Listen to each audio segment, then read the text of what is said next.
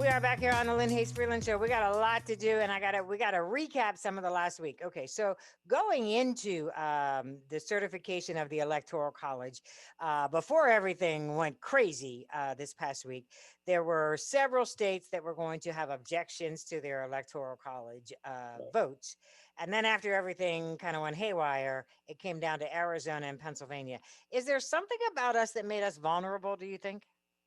No, I just think that, within the state, there was a strong, pushback from many in the Republican Party. So I feel as though the forces that were pushing, to challenge the validity of the Mm-hmm. election in Pennsylvania had a lot of allies and a lot of, outspoken folks, even elected officials, from members of Congress to state representatives that very much parroted a lot of the conspiracy theories of the president. So I felt like they probably knew they had fertile ground from the perspective of having folks in government who would be willing to, play a role, in trying to, push this Mm-hmm. narrative of, a conspiracy, of fraud. And then last question, I do want to talk a little bit more about Pennsylvania, but the one thing that I didn't ever quite grasp was if there was no chance of changing the electoral votes, why were we having these objections? Right. I think there's a political element to it. The president has been able to raise, I think, believe near $500 million since Hmm. the election, around this idea of stopping the steal. Okay. So it's been very lucrative from a political fundraising standpoint. Uh-huh. And I think there's been a lot of folks who've been galvanized to support the president around this. So I think Mm. as the president leaves the political stage, the Ted Cruz's of the world and the Senator Hawley's of Missouri of the world, I think they want to, take that mantle, of that political support, those 71 million people that voted for President Trump because they have 2024 ambitions. Okay. So now I'm going to make that shift to Pennsylvania because we've been talking about chaos in Washington, but it got a little cray cray in Harrisburg last week as well. Right. Some people would argue that what we saw in Washington may well scatter out into capitals across the country. Do you think that what happened in Harrisburg is connected or not so much?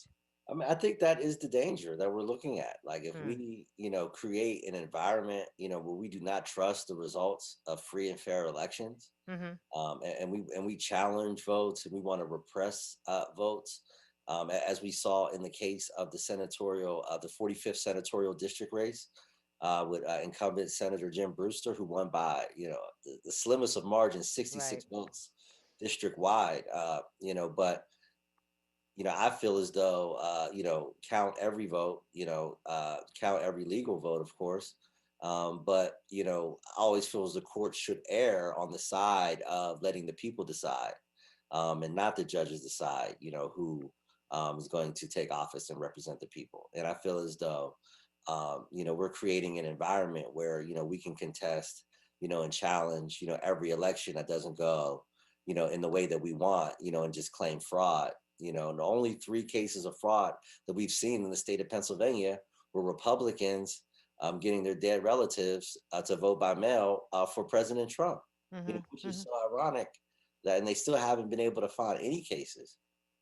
You know, So last question before I let you go, Kahari, because I wonder now, are we entering an era, a time and space where going to court after every election, challenging the votes? I mean, is this kind of just where we're headed?